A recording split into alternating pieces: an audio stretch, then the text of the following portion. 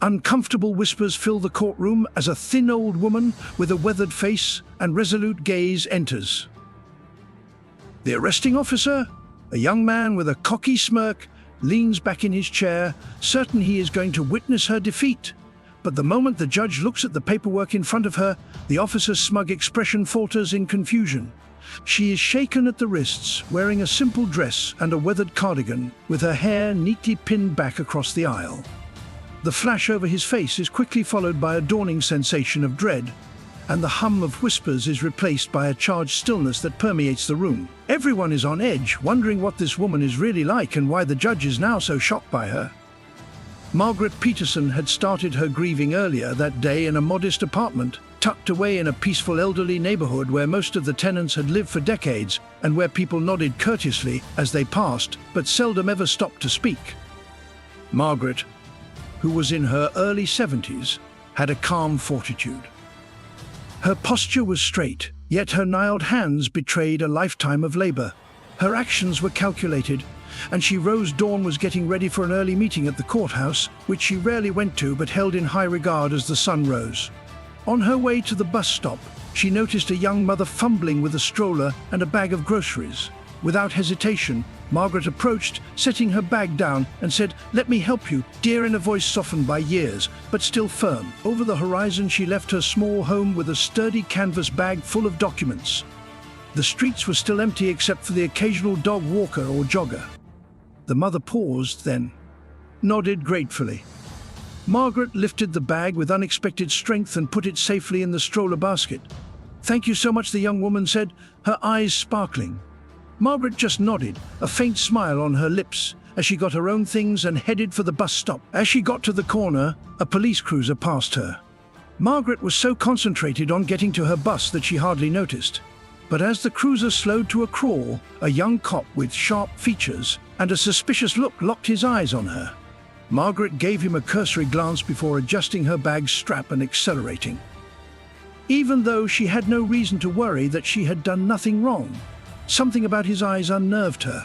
The cop stepped out with his hand resting on his holstered firearm as the cruiser came to a stop a few yards before her. He called, "Ma'am, may I speak with you for a moment?" His voice had an edge that made Margaret's stomach tighten, so she stopped and turned, clutching her bag a little tighter. "Of course, officer," she replied in a calm but cautious tone. He came up to his boots, which crunched against the pavement, asking if she could see some identification. Margaret frowned a little, but she reached into her bag, produced her wallet, and handed over her ID. The officer looked at it for a moment, his face unreadable, and then he pressed. "I'm heading to the courthouse," Margaret explained that she had an important appointment.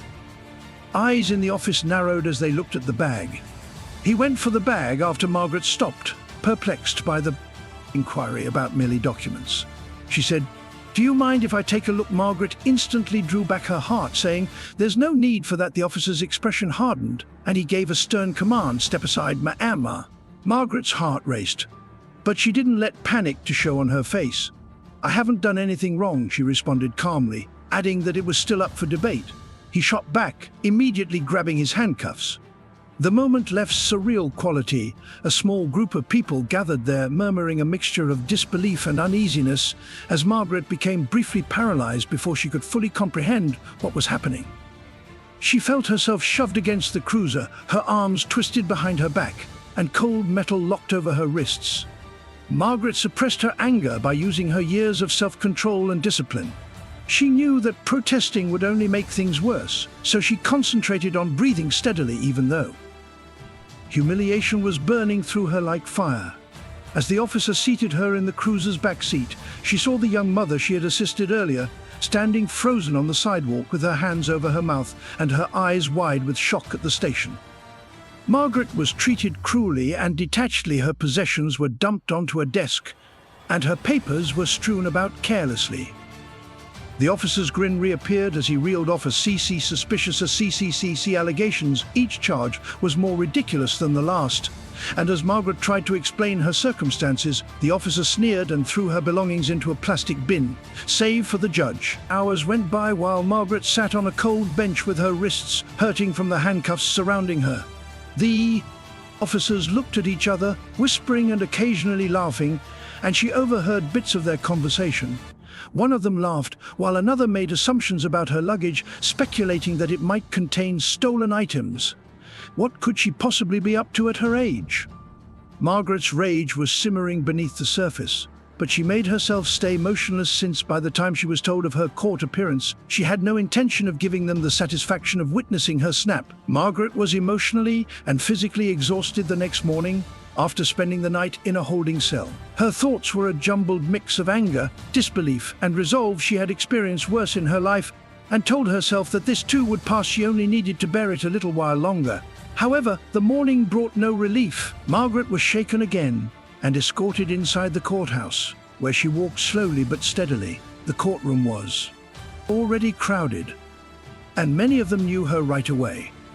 As she was carried to the front, whispers echoed throughout the room, and the officer from the day before was standing close by, his grin fixed firmly.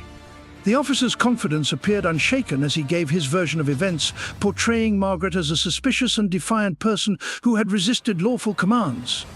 However, as the judge turned her attention to the documents Margaret had brought, her expression changed. Margaret briefly met his gaze, her expression unreadable, and the judge entered, calling the court to order. The main consultant to the city's Housing Rights Council was surprised, and the courtroom erupted in whispers as Miss Peterson, the judge, spoke slowly and with a hint of incredulity. "You are..." She paused and looked at the cop, whose sneer had started to falter.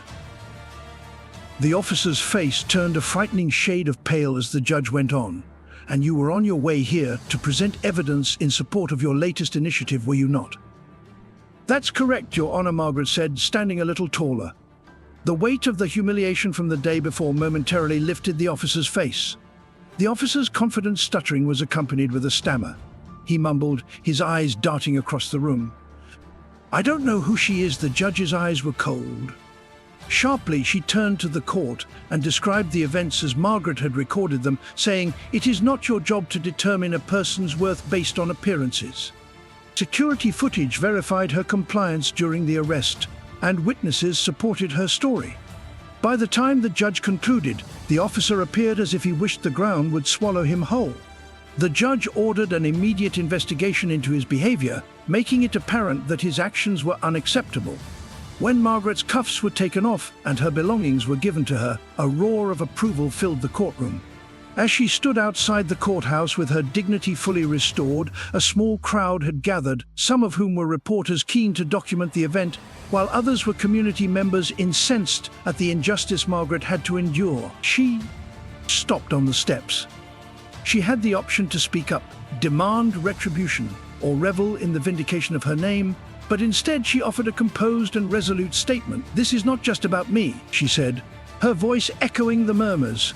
"This is about the countless others who face similar treatment every day without the chance to fight back. Let this serve as a reminder that we must hold those in power accountable for their actions." The muttering of the crowd turned into applause. Margaret went down the stairs with calm resolve, her thoughts already focused on the task at hand. Although this event was very personal, it only made her more determined to fight for equality and justice. She had endured prejudice and humiliation but had come out stronger, which is evidence of the strength of fortitude and integrity.